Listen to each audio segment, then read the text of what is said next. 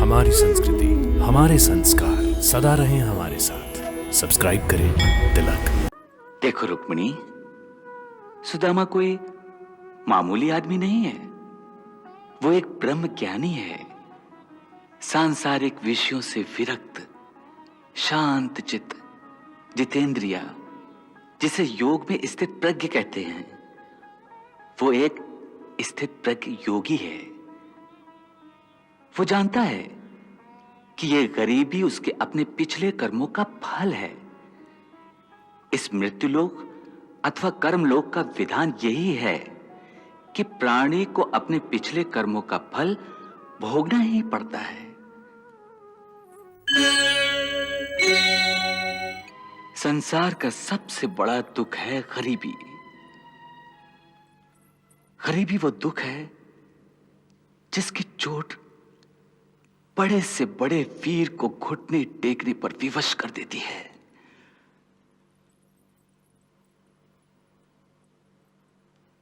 गरीबी बड़े से बड़े ज्ञानी का और बड़े से बड़े धर्मात्माओं का धीरज और धर्म चकनाचूर कर देती है और उन्हें धर्म के मार्ग से हटाकर अधर्म के मार्ग पर चलने पर विवश कर देती है।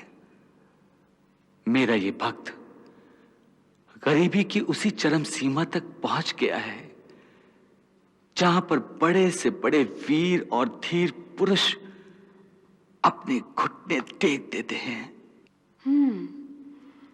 तो गरीबी का रोग है इसे। हाँ, गरीबी।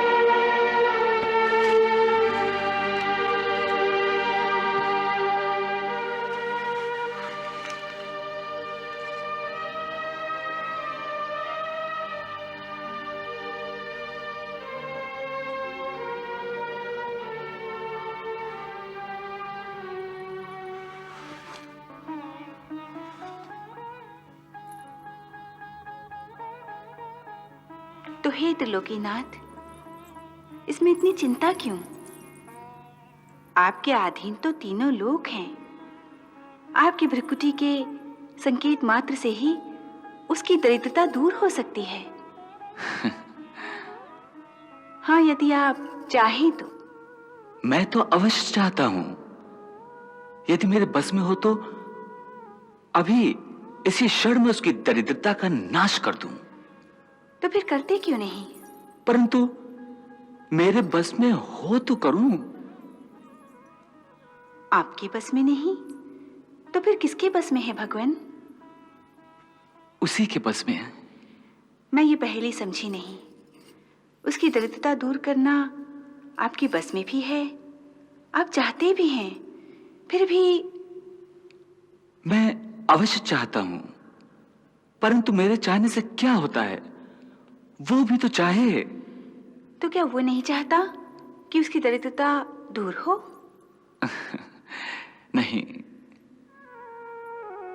इसका अर्थ?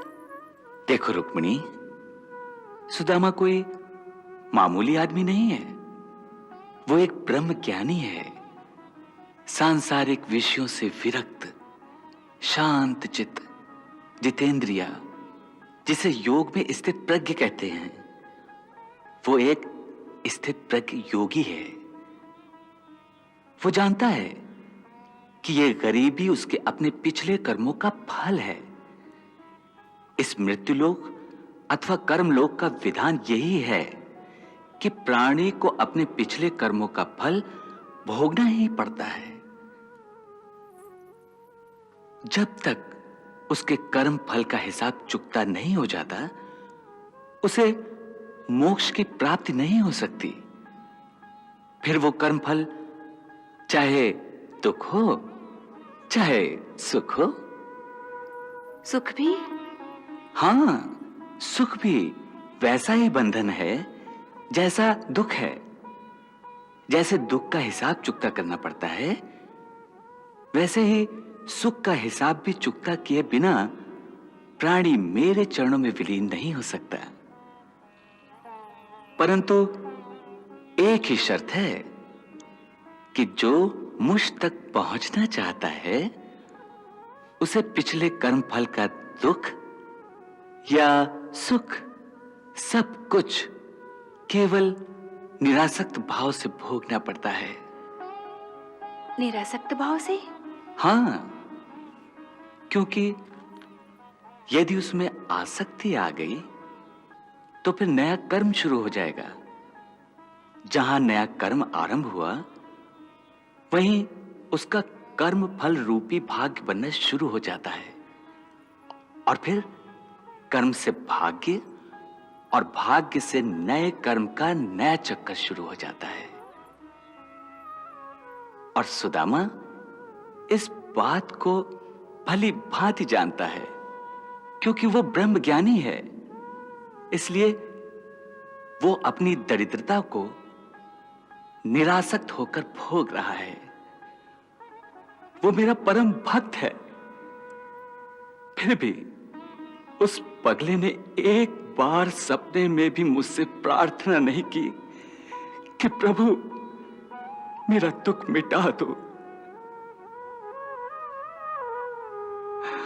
मेरी यही विवशता है कि उसका दुख देख रहा हूं, पर दुख मिटा नहीं सकता। और उधर उसका संतोष देखो।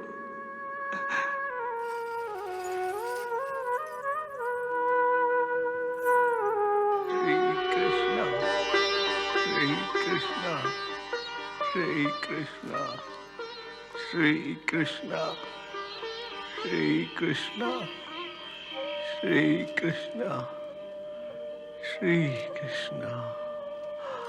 Ah.